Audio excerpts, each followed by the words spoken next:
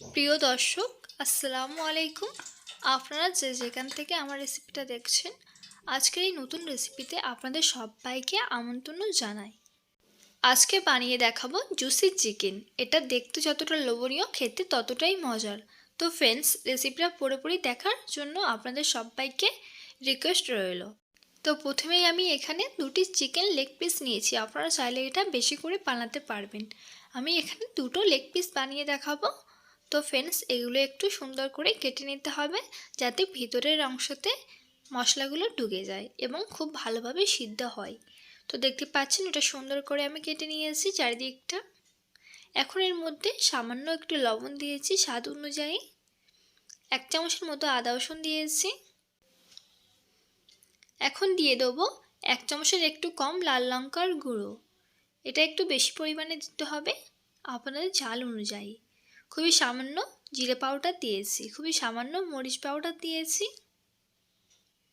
খুবই সামান্য ধনিয়া পাউডার দিয়েছি। একটু চিকেন মশলা দিয়ে দিচ্ছি। সমস্ত মশলা দেওয়া হয়ে গেছে। এখন হাত দিয়ে এটা সুন্দর করে মাখিয়ে নিচ্ছি।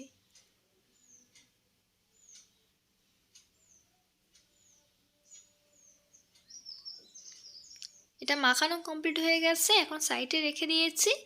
একটা আমি পাত্র নিয়েছি, তার মধ্যে আমি কিছু ময়দার আটা নিয়েছি এবং 1 চামচের মতো কর্নফ্লাওয়ার নিয়ে নেব। তো ফ্রেন্ডস, এটা আপনারা কমিয়ে বাড়িয়ে নিতে পারেন। এখন চামচ দিয়ে একটু মিক্সড করে দিচ্ছি। এখন এর মধ্যে সামান্য চিকেন মশলা দিয়ে দিয়েছি, এটাও এর সঙ্গে সুন্দর করে মিক্সড করে নিচ্ছি। এই পর্যায়ে একদম কমপ্লিট। একটা চিকেন লেগ পিস নিয়েছি, আটার মধ্যে দিয়ে হাত বা চামচ দিয়ে আপনারা যে কোনো খুশি ব্যবহার করতে পারেন, সুন্দর করে এটা কোট করে নিতে হবে। তো ফ্রেন্ডস, এভাবে করে একটু আটা সুন্দর করে মাখিয়ে নিচ্ছি। একটু চেপে চেপে মাখিয়ে নিতে হবে।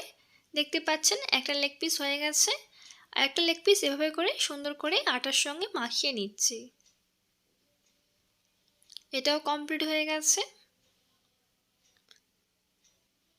তো ফ্রেন্ডস, এখন এগুলো সাথে সাথে ভেজে নিতে হবে। এখন চুলার আঁচে একটা ননস্টিক কড়া বসিয়ে দিয়েছি, তার মধ্যে পরিমাণ মতো সাদা তেল দিয়েছি। তেলটা প্রায় গরম হয়ে গেছে। এখন ওর মধ্যে আমি চিকেন লেগ পিস দুটো দিয়ে দিচ্ছি। এটা করার সময় অবশ্যই চুলার আঁচটা একদম হাইটে রেখে দেবেন আর সুন্দর করে এগুলো আস্তে আস্তে করে উল্টে পাল্টে দেবেন।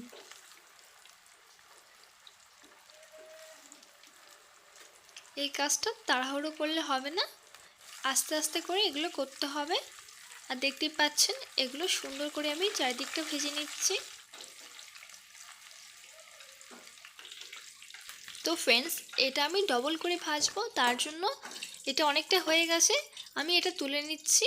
এটা 10 মিনিট রেস্টে রেখে আবারও আমি এটা ভেজে নেব। তো ফ্রেন্ডস, দেখতে পাচ্ছেন আমি একটা প্লেটের মধ্যে এটা তুলে নিয়েছি।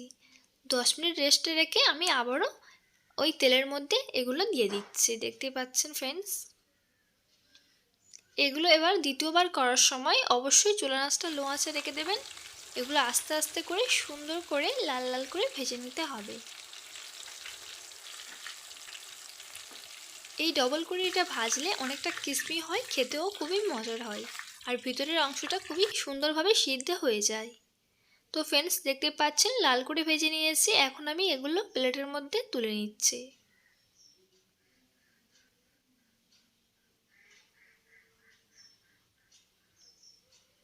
তো ফ্রেন্ডস, এবার আমি চিকেনটা জুসি বানাবো, তার জন্য যে লেগ পিসগুলো ভেজেছি ওই তেল 1 চামচের মতো তুলে নিয়েছি, দেখতে পাচ্ছেন।